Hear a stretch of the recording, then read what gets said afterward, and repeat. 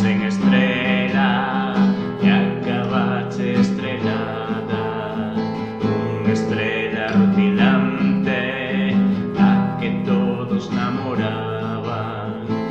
Se moza en Lisboa, xa sabemos cousa boa, sabedora, pensadora e sobre todo interpretadora.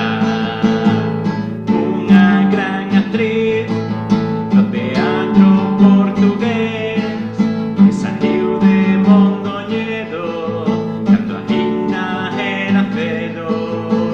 Unha gran actriz do teatro portugués que saiu de Mondoñedo cando aínda era cedo.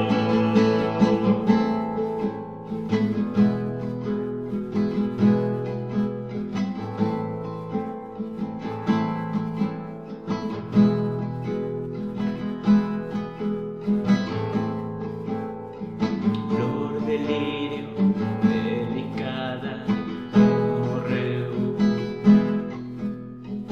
Flor de lirio delicada que morreu sen ser amada.